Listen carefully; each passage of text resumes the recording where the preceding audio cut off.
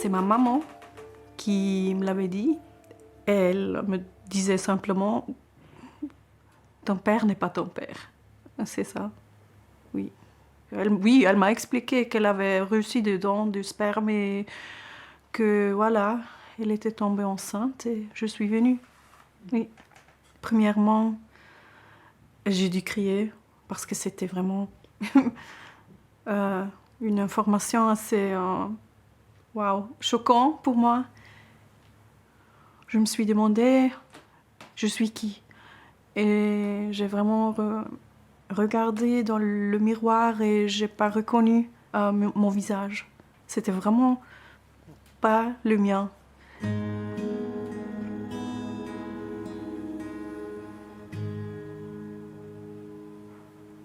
La base sur laquelle j'avais construit mon identité, la moitié n'était pas ce que je pensais.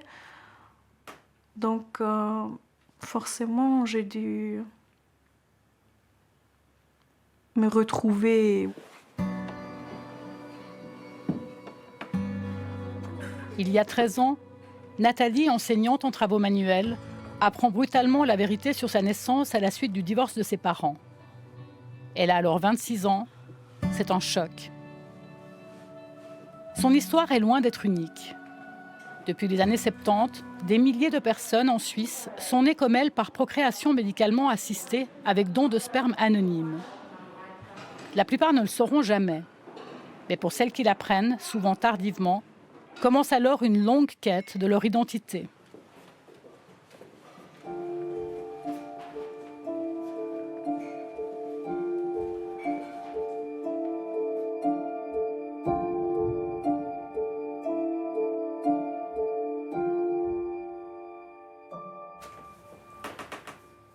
Beaucoup d'enfants à l'école m'avaient demandé hey, « Nathalie, toi tu es moitié italienne ou quelque chose ?» Et j'avais dit « Non, non, non, mes parents les deux sont suisses et non. » J'ai demandé à ma mère si elle m'avait adoptée ou elle m'avait échangée à l'hôpital.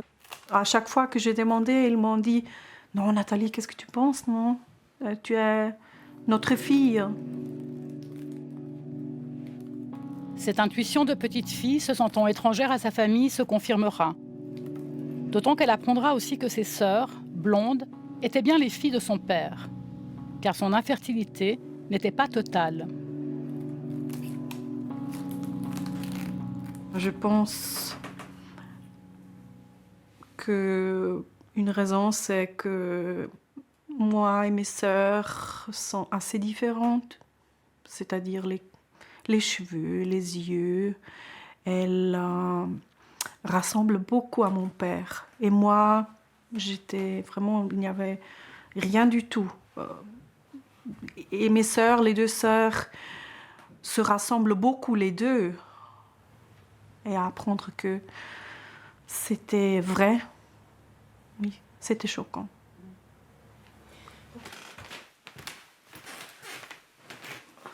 Nathalie n'a alors qu'une obsession en tête, connaître l'identité de cet homme qui lui a donné la vie. Je voulais vraiment trouver le donneur. Je ne veux pas dire que c'est un père pour moi, mais quand même ma biologie, ma génétique, c'est fait avec une partie de lui. Et donc ça m'intéresse. Je voudrais vraiment, je voudrais savoir c'est qui, qu'est-ce qu'il aime faire, qu'est-ce qu'il fait, qu'est-ce qui sont ses intérêts, son caractère. Sa mère lui dira seulement qu'elle a été conçue à la clinique des femmes de Saint-Gall. C'est l'unique piste qu'elle a pour démarrer ses recherches. Après 2 relances, le médecin-chef l'invite à passer le voir. Il s'est assis avec moi et il m'a parlé. Il m'a dit qu'il n'y avait pas d'informations et oui, qu'il était désolé. Mm-hmm. Donc il n'y a plus de documents qui existent? Oui, ils disent qu'il n'y avait plus, qu'il n'existe plus. Oui. Nous avons également essayé d'obtenir des documents de l'époque. Mais à Saint-Gall, les institutions médicales et les archives cantonales nous ont répondu qu'il n'existait plus aucun document relatif à ces traitements.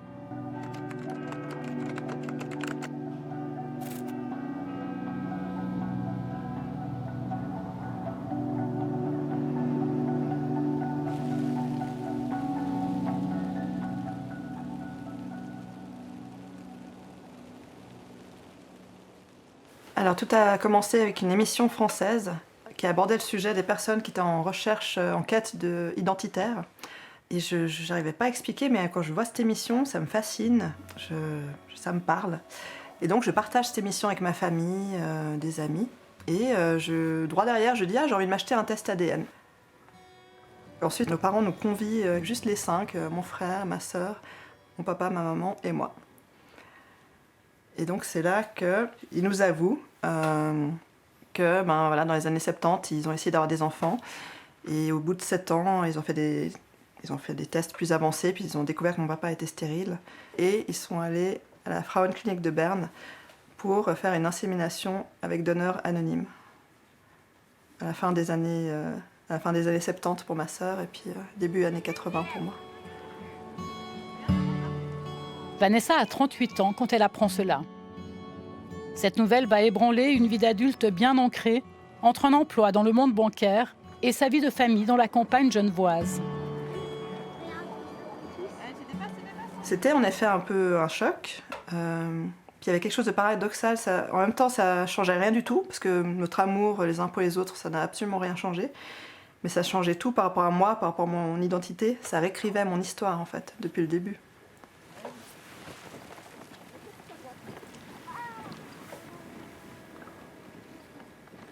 Moi, je me suis regardée dans un miroir en me disant « Ah, mais finalement, où sont les traits de mon papa ?» Je n'arrivais pas à les trouver. Donc c'était...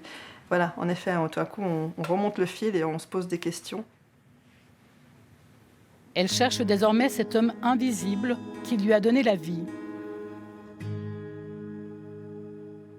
Je ne peux pas nier le fait que cette personne fait partie de moi. Elle m'a quand même transmis 50% de mes gènes. Donc je trouve très bizarre de me regarder dans le miroir, me dire qu'il y a une personne invisible, inconnue, qui fait partie de moi, que je ne peux pas savoir qui il est. Vanessa va écrire elle aussi à l'hôpital où elle a été conçue, l'hôpital de Lille à Berne. Celui-ci se contente de la renvoyer vers une association de personnes nées comme elle, d'un don de sperme. Quand nous contactons l'hôpital à notre tour, il nous répond que les dossiers ont été supprimés après la durée légale de 10 ans. La disparition de ces documents n'est pas une surprise.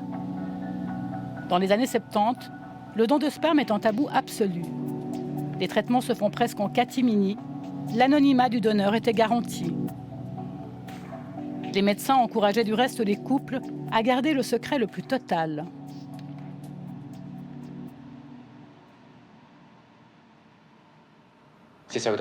Il ne devrait vraiment jamais le dire à personne, même pas aux parents si possible.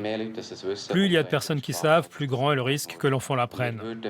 Cet enfant appartient à la famille et c'est tout. Le donneur doit absolument rester anonyme? C'est une des conditions les plus importantes dans ce genre de traitement. Le donneur doit absolument rester anonyme. Une femme doit souvent être inséminée plusieurs fois pendant le mois. Et nous prenons à chaque fois le sperme d'un donneur différent, si bien que même nous ne savons pas de qui est l'enfant.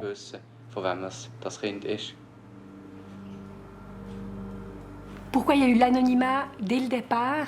Je pense que c'était à la fois parce que la PMA était quelque chose, avec don de sperme, était quelque chose de contesté, qui était quelque chose de difficile. En plus, il y avait une vision de la conception avec don de sperme, où certains groupes dans la société assimilaient ça à de l'adultère. D'autre part, on pensait que pour le statut du père, mais aussi pour l'enfant, que c'était mieux que ça soit ce qu'on a appelé par la suite le modèle du ni vu ni connu, que c'était ce qui garantissait le plus de tranquillité pour tout le monde.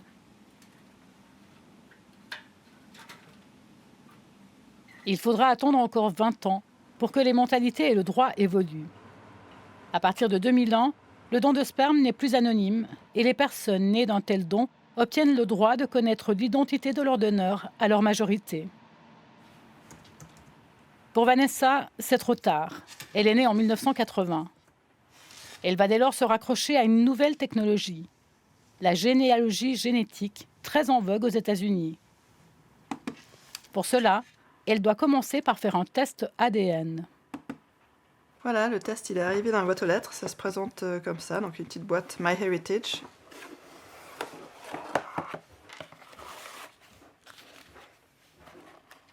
Donc là, je vais prendre un coton-tige et prélever l'ADN à l'intérieur de mes joues. Voilà.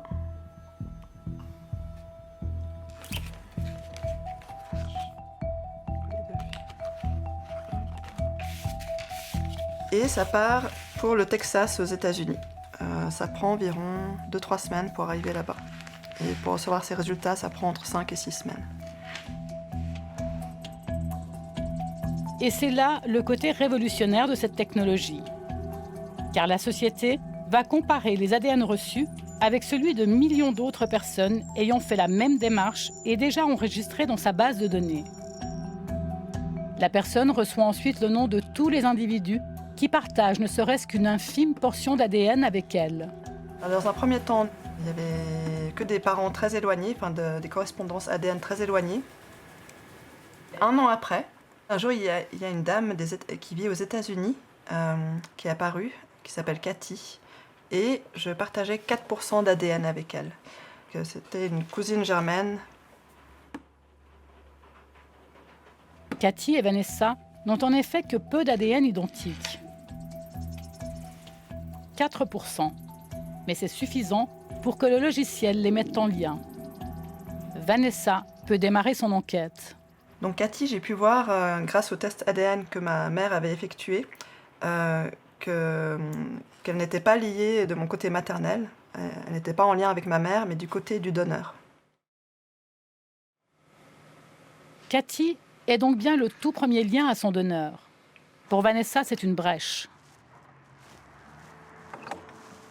Elle va alors contacter le fils de cette nouvelle cousine américaine, Dave, car c'est lui qui gère la page généalogique de la famille.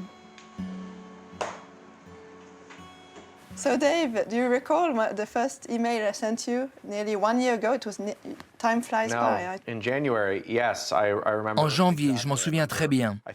Tu as dit que nous étions parents et que tu avais des questions. We have some questions. We think that we were so lucky that it was you. Oui, parce que je suis passionné par l'histoire de ma famille. J'avais des infos, un arbre généalogique, des photos. Dave envoie alors à Vanessa l'arbre généalogique de sa mère. Les deux ont rapidement l'intuition qu'ils doivent chercher du côté maternel de cet arbre. Ils font cette déduction grâce à des recoupements d'ADN entre Vanessa et certaines de ces personnes. Le donneur de Vanessa devrait donc être un des descendants de cette branche maternelle.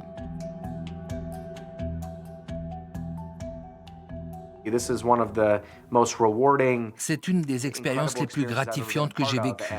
Et c'est dû au fait que j'ai toujours eu un intérêt marqué pour ma famille suisse. Et puis nous avons eu la chance de trouver un ancêtre commun sur la branche maternelle de cet arbre. Et j'ai alors pensé à un homme, un cousin suisse de ma mère, Paul. Et c'est comme ça que l'enquête a pu démarrer.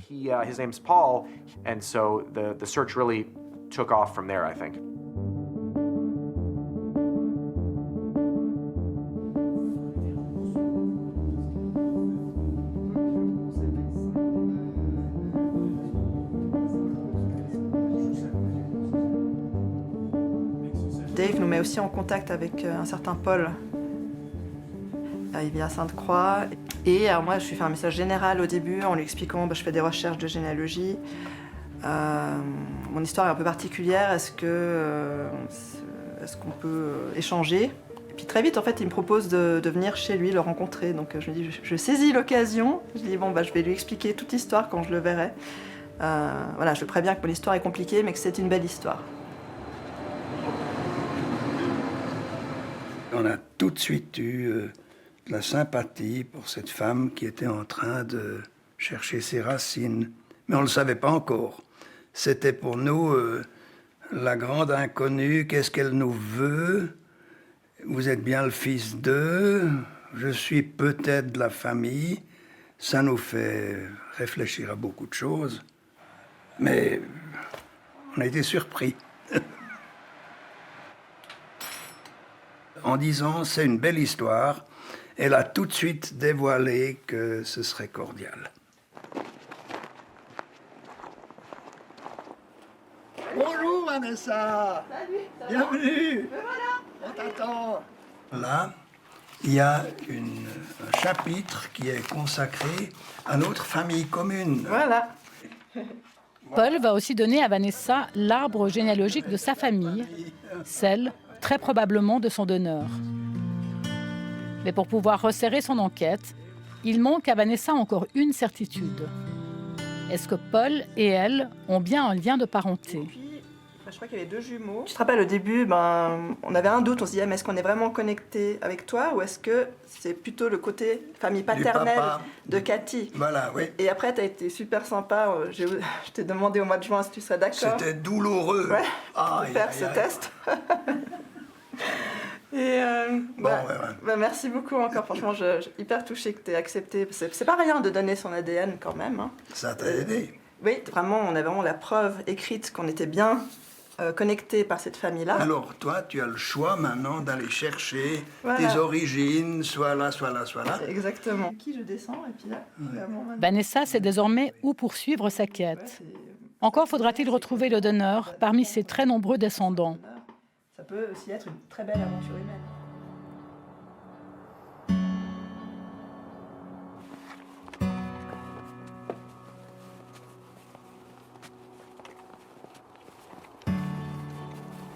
Alors depuis toujours, moi j'ai été fasciné par la question des origines, savoir d'où on vient, comment on est là, pourquoi on est là. Et depuis tout petit, je m'intéressais à l'astronomie pour essayer de creuser ces questions. Et j'étais loin de me douter que ces questions qui sont si universelles, elles me concerneraient si particulièrement. Ce n'est que très récemment que Nicolas, ingénieur de 32 ans et père de famille, a appris qu'il est lui aussi né d'un don de sperme. La nouvelle a ébranlé le socle sur lequel il s'était construit. Le début de ces grands chamboulements a commencé il y a 6 mois environ, quand tout d'un coup mon frère m'a appelé et m'a appris qu'il avait fait un de ses tests ADN dans le but d'en savoir plus sur ses origines et que par le biais de ce test, il avait tout d'un coup découvert un demi-frère dont on ne soupçonnait absolument pas l'existence. J'ai fait le test, donc comme me l'avait demandé mon frère, et puis quand les résultats sont tombés, c'est là qu'on a eu la confirmation que j'avais cette connexion avec ce demi-frère, que je partageais aussi ce demi-frère. Pour Nicolas, le résultat de ce test est un bouleversement. En un clic de souris, un demi-frère fait irruption dans sa vie. Son histoire montre à quel point ces plateformes génétiques peuvent faire voler en éclats les secrets de famille les mieux gardés. Quelle histoire cache ce demi-frère? Est-il le fruit d'un adultère? Et comment aborder le sujet avec les parents? Quand il se sent enfin prêt, la famille est secouée par un drame. Son père décède dans un accident. C'est seulement après son décès qu'on a eu la confirmation qu'effectivement, nous étions bien tous les deux sur Terre via donneur. Les parents ont fait recours à de la procréation médicalement assistée pour que nous puissions venir au monde.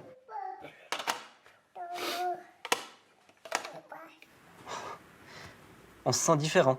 C'est plus pareil depuis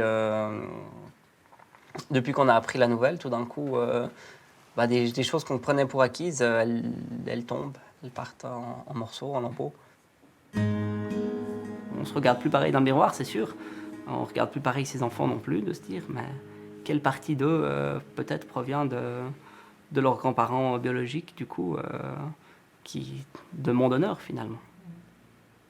C'est tout d'un coup une part de soi qui n'existe plus, qui n'est plus là. C'est vrai que, en grandissant, je m'étais beaucoup identifié à mon papa. Je m'étais beaucoup posé la question, est-ce que j'allais avoir les mêmes problèmes de santé que lui? Est-ce que plus tard, en vieillissant, je serais comme lui? Est-ce que finalement, dans son visage, je voyais un peu mon évolution avec de l'avance. Et tout ça, finalement, tous ces questionnements qui étaient là, tout d'un coup, disparaissent. Tu veux mettre le noir ? On a besoin de savoir d'où l'on vient, de pouvoir se raconter une histoire, son histoire.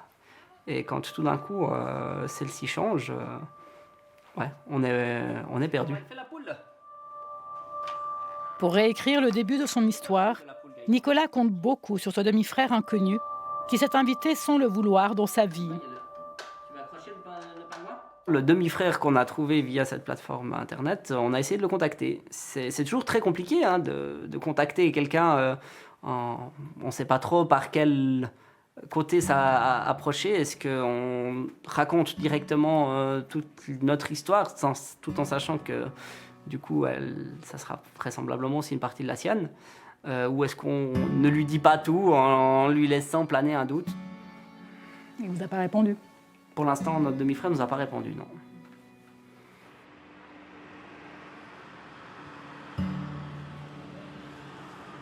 À l'autre bout de la Suisse, Nathalie poursuit elle aussi ses recherches sur son donneur.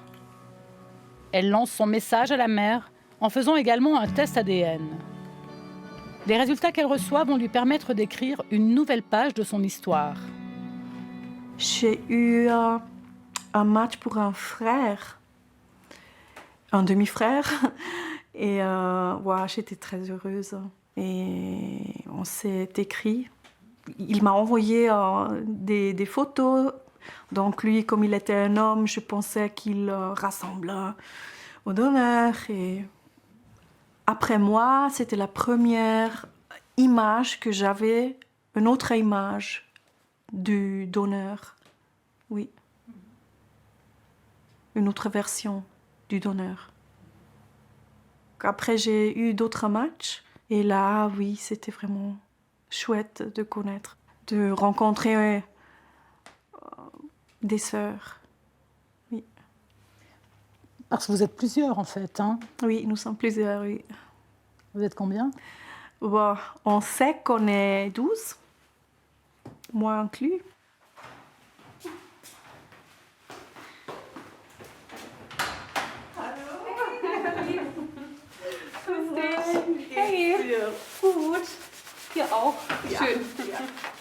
Nathalie a fait la connaissance de plusieurs de ses demi-sœurs au cours des 2 dernières années.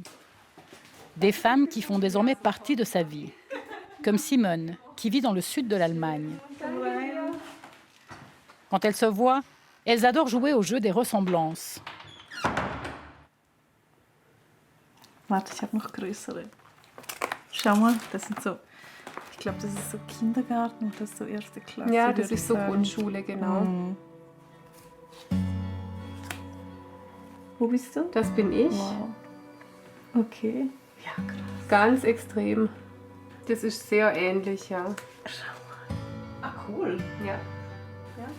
Nee, das war ein großes Familiengeheimnis. C'était un gros secret de famille et il a éclaté par hasard. Je me suis inscrite sur un site de données généalogiques pour savoir quelle était mon origine ethnique. Et j'ai eu des matchs avec des demi-sœurs et demi-frères. Je leur ai écrit sans savoir à quoi m'attendre. Et Nathalie m'a répondu très franchement. Les autres aussi. Au début, ils n'étaient que 3. D'autres sont arrivés après. En 6 mois, nous sommes passés de 3 à 7. Et nous avons alors organisé une rencontre. Nous avons passé un magnifique week-end ensemble. Les femmes que j'ai connues, mes sœurs, mes demi-sœurs, sont vraiment des femmes trop sympas, elles sont fortes, vraiment, je suis fière qu'elles sont mes sœurs. Et Nathalie, qui est-elle pour vous? C'est ma sœur. Votre sœur? Ma sœur. Et qu'est-ce que ça vous fait d'avoir 12 demi-frères et demi-sœurs? Bien sûr que c'est anormal, mais c'est comme ça. Le pourcentage de gens qui savent qu'ils sont nés grâce à un donneur est d'environ 10%. Ça veut dire qu'on pourrait être plus de 100. Ça paraît macabre, mais c'est probablement la réalité. Cette extrapolation, Simone et Nathalie l'ont tirée d'études scientifiques qui montrent que seuls 10% des personnes nées d'un don de sperme connaissent la vérité sur leurs origines. Dans les milieux médicaux, il se dit aussi que le sperme d'un même donneur était utilisé à de trop nombreuses reprises dans les années 70 et 80. Aujourd'hui, le nombre d'enfants par donneur est strictement régulé par la LPMA, la loi sur la procréation médicalement assistée. Depuis 2001, la LPMA est parfaitement claire, elle limite le nombre de naissances à 8. L'idée, c'est de diminuer au maximum le risque que des enfants, sans savoir qu'ils sont du même donneur, puissent se rencontrer. Est-ce que tu as reçu les résultats pour ce nouveau donneur? Alors oui. De l'autre côté du miroir, les donneurs. Sortir de l'ombre, pour eux, n'est pas chose aisée. Jules a accepté de témoigner, à condition d'être anonymisé. Jules n'est du reste pas son vrai prénom. Est-ce qu'on vous a jamais dit combien d'enfants étaient nés de vos dons? Non, jamais. Mais j'ai cessé de faire des dons lorsqu'on m'a annoncé qu'il y aurait potentiellement une chance sur 300 000 que l'un de mes descendants rencontre un de mes descendants. En extrapolant avec la population de l'époque, ça pourrait être une vingtaine. Et vous avez donné longtemps vous-même? À peu près pendant 5 ans, durant mes années d'études. 5 ans, de 90 à 95. Et j'ai dû faire plus d'une cinquantaine de dons par année. De chaque don pouvait être issu en fait plusieurs enfants. Alors j'ai toujours imaginé qu'il y en avait beaucoup.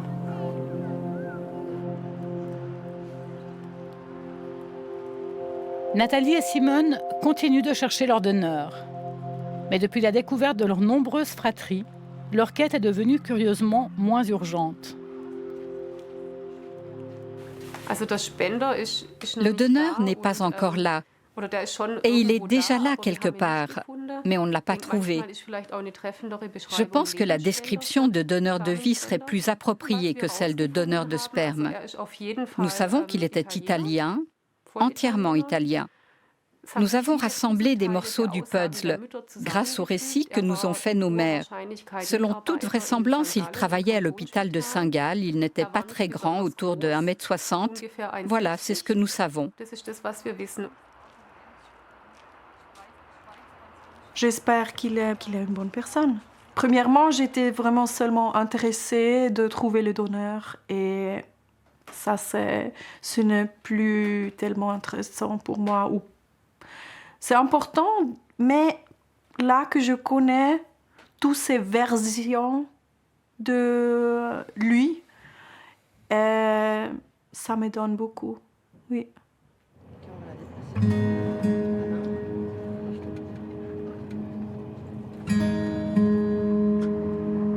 Vanessa, elle, n'a jamais cessé d'enquêter. Elle veut absolument mettre un visage ou au moins un nom sur son donneur. Par moments, sa quête a pris un tour obsessionnel. C'est vrai qu'il y a un côté quand même montagne russe dans ses recherches. Et du coup, c'était pas facile à gérer, ça prenait de la place, quoi. Un peu à toujours regarder tous les jours sur l'application, est-ce que j'ai un nouveau match qui pourrait plus m'aiguiller, etc. Son obstination va la conduire à Paris. Depuis qu'elle connaît la vérité sur sa naissance, elle a rejoint une association de personnes nées comme elle par don de sperme, l'association PM Anonyme. Elle y retrouve Alexandre, le président de l'association, un féru de généalogie génétique. Ce que j'avais trouvé génial chez PM Anonyme, c'est dans le groupe, j'avais écrit en disant j'ai ce match-là qui n'est pas de mon côté maternel, est-ce que c'est bien côté donneur? En quelques secondes, tu m'avais sorti un certificat de naissance des États-Unis. Oui, j'avais fouillé sur les sites de généalogie et puis j'avais trouvé ça. T'avais eu ça, toi, ou pas? J'avais eu ça. Dans mes recherches, j'ai contacté tout un tas de personnes et Je leur ai demandé à certains moments de savoir s'ils pouvaient m'aider justement en faisant un test. Et oui, il y en a certains qui ont accepté. Et ça m'a permis d'avancer. Et j'avais essayé de trouver le maximum de descendants qui vivaient encore aujourd'hui. Et dans ces descendants que j'ai trouvés, il y avait un homme et une femme, donc Jacques et une femme. Ah ouais. Et quand je me suis retrouvé un peu au pied du mur, je n'arrivais plus à avancer. J'ai recherché Jacques sur Internet, je l'ai trouvé sur Facebook, je l'ai contacté. Ouais. Et au moment où tu le contactes, Jacques, tu savais, tu étais quasiment sûr que c'était ton donneur ou même pas? J'avais aucune certitude. Enfin, je ne m'imaginais pas une seule seconde que ça pouvait être lui. En fait, en le contactant, j'essayais juste d'envoyer une bouteille à la mer. Voilà. Il me posait beaucoup de questions, à quel endroit, à quelle année, comment je savais l'endroit, etc. Donc je lui disais que j'avais retrouvé des papiers, j'avais des dates, j'avais des trucs. Ouais. Et au bout d'un moment, il m'a dit si ça peut t'aider, oui, j'ai donné mon sperme à un moment. C'était à cet endroit-là et c'était peu avant ta naissance. Wow. Donc à partir de là, j'étais... Tu m'étonnes.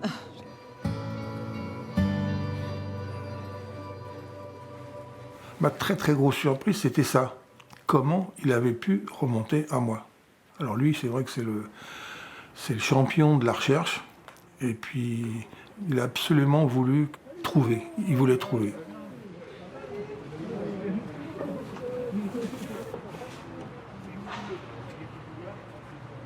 Si Alexandre a retrouvé son donneur il y a 1 an déjà, c'est bien sûr grâce à sa ténacité, mais aussi au soutien de l'association PM Anonyme. Dans ce groupe, on s'épaule, on partage des connaissances et des tuyaux pour avancer dans les recherches. Du coup, c'est plus abstrait, parce que quand tu es donneur, j'imagine que c'est très abstrait. Et tu t'imagines pas... C'était surtout secret impossible. Quoi. Ouais. Tout à coup, quelqu'un qui se matérialise comme ça, un adulte. On n'y pensait même pas. Ouais. Comme un don du sang, on n'y pensait pas. Quoi. C'est ça. Le jour où ça fait surface, c'est extraordinaire. Quoi. C'est clair. Pour moi, c'est extraordinaire. Tu pensais jamais à trouver quelqu'un, non? Qu'on me trouverait? Qu'on me retrouverait? Oui. Mais non, à l'époque, c'était le secret dans les familles, secret... On faisait un don comme si on faisait un don du sang. Hein. Point la ligne, au revoir monsieur, merci. Tout ça, ouais. Ah non, jamais. Et puis c'était fermé. Hein. Ouais. Donc tu n'y pensais plus du tout finalement. Ah non. Ouais, tu pensais plus. Ouais. Ah non. Là, quand ça a fait surface, c'est... Ouais. Quand il a commencé à me dire, commencé à comprendre, quoi. Alors, c'était pas un don du sang. Est-ce que je lui ai dit que j'ai donné? Est-ce que j'ai dit... et puis j'ai joué le jeu. Ouais. Et j'en suis ravi. C'est clair. Il faut. Ouais, c'est chouette. Voilà. C'est la force du groupe qui est venue chercher Vanessa à Paris. En quelques années, cette association de 350 membres a déjà retrouvé 83 donneurs. Ce n'est donc pas un hasard si Alexandre a pu retrouver en quelques mois la trace de Jacques.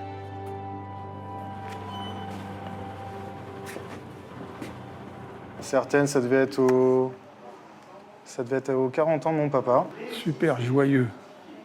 Bravo. Ouais. Beaux yeux, belles dents. Quel âge t'avais là? Moi, je devais avoir 7-8 ans. Là, c'est plus sérieux. Là. Le roulouquine de la grand-mère, l'arrêt sur le côté. Ça fait aristocrate. Ah, c'était les... Ma mère est décédée, j'avais 7 ans. Mon père est décédé un peu plus tard, j'avais 25 ans. Et quand mon père est décédé, j'ai gardé la maison familiale.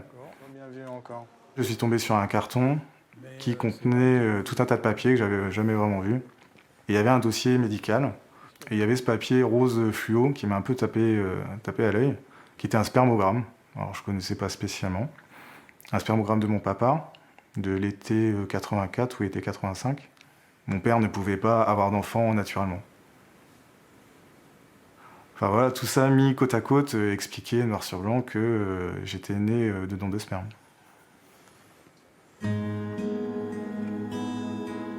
9 mois à peine après cette découverte sidérante, Alexandre retrouve et contacte son donneur. C'était un message sur Messenger, un beau matin. Voilà, il m'a dit « Êtes-vous bien Jacques Cabois, le fils de Janine et Pierre ?» Voilà, stop. J'ai répondu, bah oui, effectivement, mais vous êtes qui?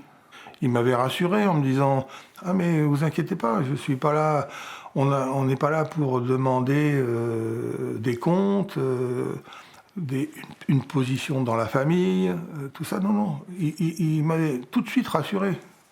Ah bah ça c'est nous ça. Donc on s'est rencontrés une semaine plus tard. On n'a pas fait tirer. C'était naturel. Après on était un peu maladroits. On savait pas comment se dire bonjour. Est-ce qu'on se fait la bise? Est-ce qu'on se fait une accolade? Enfin on était maladroits. Voilà.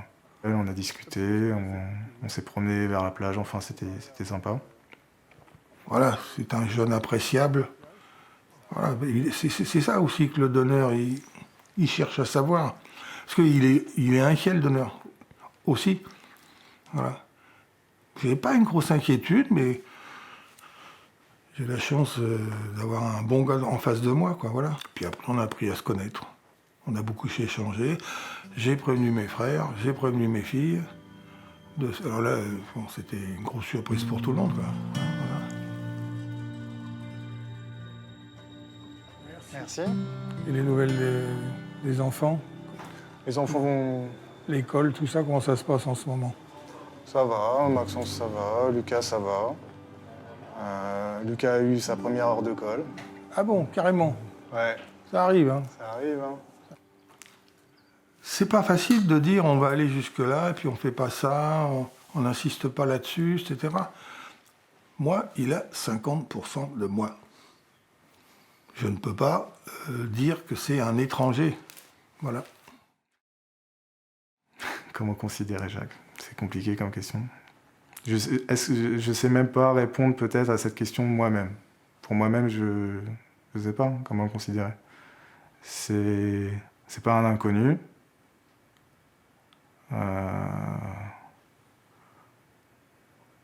C'est vrai que donneur, c'est un peu... On passe un peu ce cap au bout d'un moment. Enfin, donneur, c'est quelqu'un qui est invisible, qu'on ne connaît pas. Enfin, une fois qu'on l'a retrouvé, qu'on a établi une relation, on ne peut plus vraiment être sur ce terme-là. Géniteur, pourquoi pas. Mais il y a encore un côté un peu, pas péjoratif, mais je sais pas. C'est Jacques. C'est pas votre père? C'est pas mon père.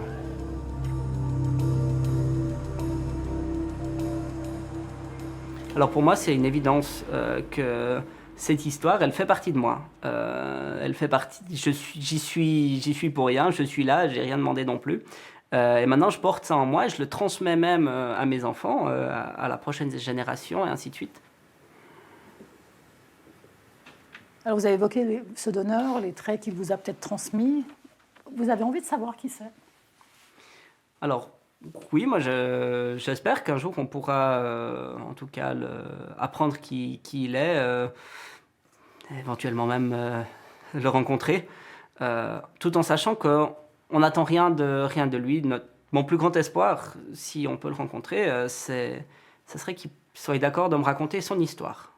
Simplement ça, afin que moi-même je puisse terminer de réécrire la mienne. Cet espoir de réécrire son histoire, Nicolas va peut-être pouvoir le réaliser grâce à l'hôpital où il a été conçu. Le CHUV est en effet l'un des rares hôpitaux de Suisse à avoir conservé des documents sur l'identité des donneurs d'avant 2001, date de l'entrée en vigueur de la LPMA. Dans la banque de sperme, les documents de la banque de sperme à proprement parler, on peut retrouver l'identité du donneur, c'est-à-dire en général nom, prénom, date de naissance, adresse qui est souvent ancienne, et dans certains cas numéro de téléphone.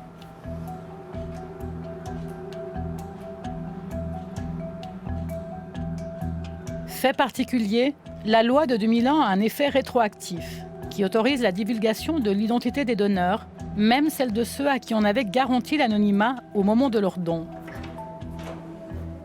La personne issue du don, en fait, elle ne choisit rien du tout. Il semblerait que ce soit une composante importante pour construire son identité, savoir qui on est, de connaître quelle est son ascendance.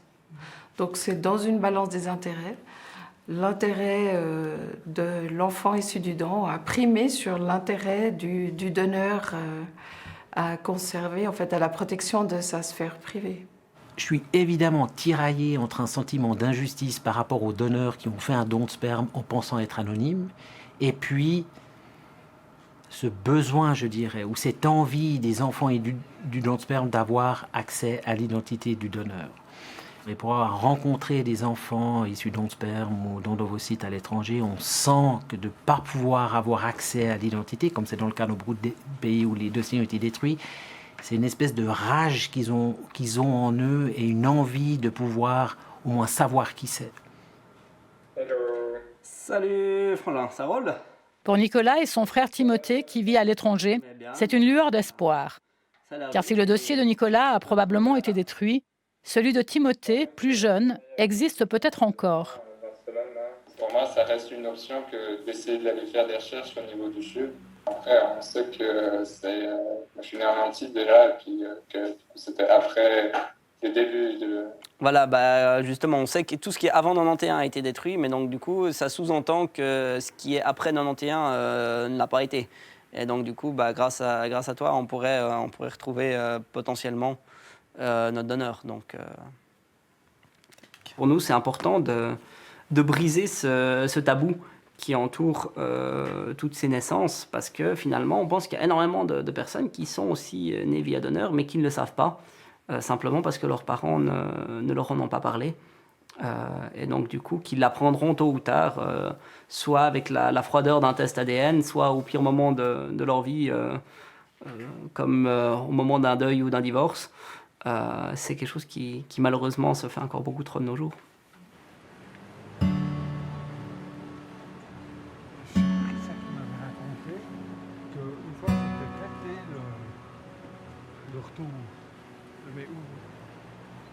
La vérité, François l'a toujours su. Elle est ancrée en lui. Son père lui a raconté l'histoire de sa naissance dès son plus jeune âge. Pour François, la donne est dès lors tout autre, car il n'y a jamais eu de secret de famille. Ça n'a tellement pas été pour moi un choc psychologique, je ne saurais pas vous dire la date exacte. Ils n'ont pas non plus sacralisé ça, mes parents. C'est pas comme si on s'était mis autour d'un vin. François, on va te parler, si jamais. Ou alors je m'en souviens pas du tout. Mais je l'ai vraiment pas pris comme une nouvelle catastrophique ou vraiment un breakdown dans ma vie, en fait. C'était vraiment quelque chose de fluide. C'est pas un choix, c'est une évidence.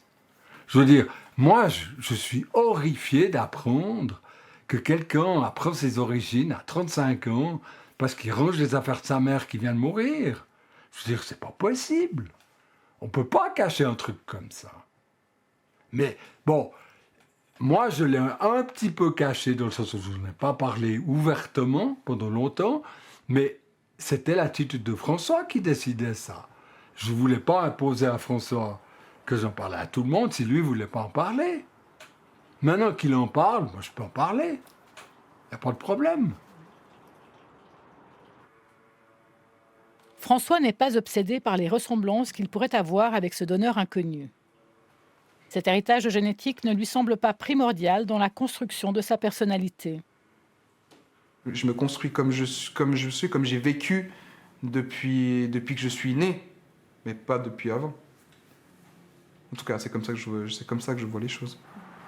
J'ai plein de choses en commun avec mon père, mais c'est des choses qui sont peut-être plus intérieures, c'est plus dans ma personnalité, dans le fait comment je m'exprime, qu'aussi que j'intériorise beaucoup de choses, qu'un seuil de patience peut-être un peu plus élevé que la moyenne. Je pense que ça vient aussi de lui. Comment ça, je veux dire, j'ai d'artistes qui ont fait des albums. François n'a jamais vraiment cherché à savoir qui est son donneur. Il connaît pourtant l'existence des tests génétiques, mais il n'en a jamais fait. C'est toujours délicat, malgré tout, de passer cette barrière, de dire oui, je vais voir qui c'est mon père biologique. J'aime pas tellement le mot de père, parce que c'est le géniteur, en fait. Et c'est un peu ça ressemble à une espèce de trahison. C'est comme si on allait vers quelqu'un d'autre alors qu'il n'a rien fait pour nous. Celui qui a tout fait pour moi À ce niveau-là, c'est mon papa et ma maman. Et lui, à part avoir donné son sperme, il n'a absolument rien fait pour moi. J'aimerais bien savoir qui c'est, ouais. J'aimerais bien savoir qui c'est. Non pas pour l'accabler, pour lui dire mais qu'est-ce que c'est ce bordel et tout, mais simplement pour lui dire, ben voilà le résultat. Mais ça ferait plaisir pour François de savoir. Parce que lui, j'estime qu'il a le droit de savoir. Parce que je pense que c'est très difficile de se construire si on ne sait pas toute la vérité. Pour Bernard, dire à ses enfants était une évidence. Et cette vérité l'a aussi obligé à faire face à la réalité qui allait l'attendre lui. Le père infertile, le père qui a dû accepter la présence d'un autre. Je pense qu'il y a l'attitude du père qui a peur qu'on remette en question son rôle de père et qu'on remette en question son rôle d'homme. Ben, ça remue ce qu'on pourrait appeler, avec des grands guillemets, la virilité. C'est-à-dire, quelqu'un qui est viril, ben, il aura des enfants, quelqu'un qui n'est pas viril, il n'aura pas d'enfants.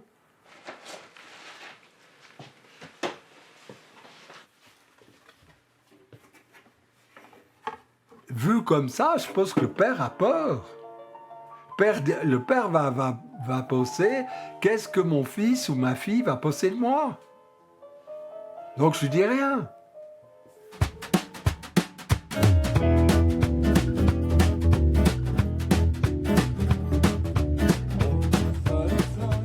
On sous-estime encore une fois beaucoup les enfants et leur capacité de compréhension face à ce genre de choses. On dit ouais, c'est des problèmes d'adultes, il faut pas. Mais c'est faux, c'est pas vrai. Les enfants ils comprennent très bien ce qui se passe. Et c'est dans ces moments-là qu'on les digère le mieux.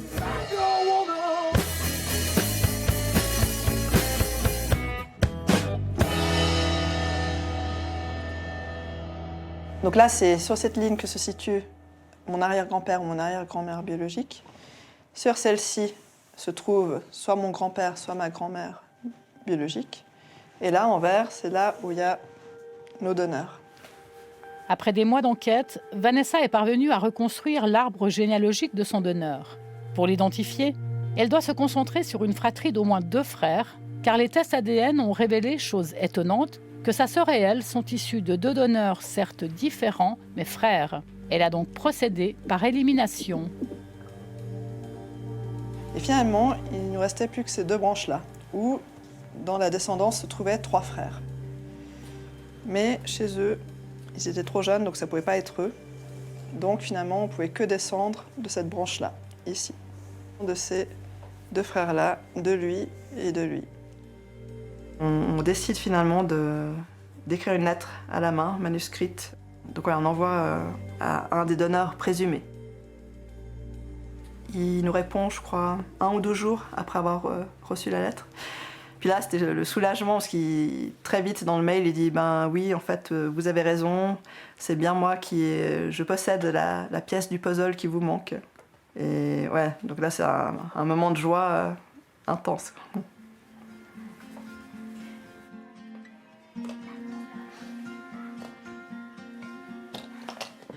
À cette joie va suivre une certaine déception pour Vanessa. Cet homme s'avère être le donneur de sa sœur, mais pas le sien. Oui, oui. Tu es presque, attends, recule un peu, puis regarde en haut. Son donneur à elle, elle va aussi l'identifier, puisque les 2 hommes sont frères. Mais celui-ci ne souhaite pas entrer en lien avec elle. Je dirais que la seule déception, j'ai pas besoin forcément de rencontrer ou échanger, mais juste lui adresser quelque chose, parce que grâce à lui, je suis là aujourd'hui en vie. Et voilà, pour moi, ça aurait vraiment bouclé la boucle. Ça, voilà, ce serait mon seul souhait, ce serait juste lui adresser une lettre et le remercier.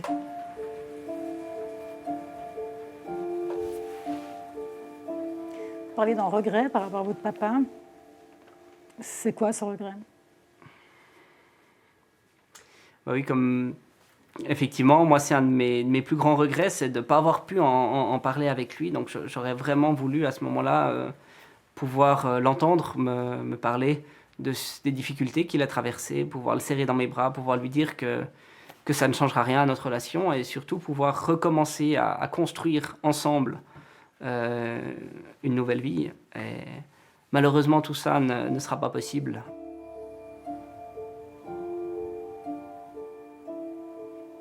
Quand on ne sait pas la vérité, c'est un peu comme on n'est pas légitime. Mes parents auraient dû me dire la vérité plus tôt.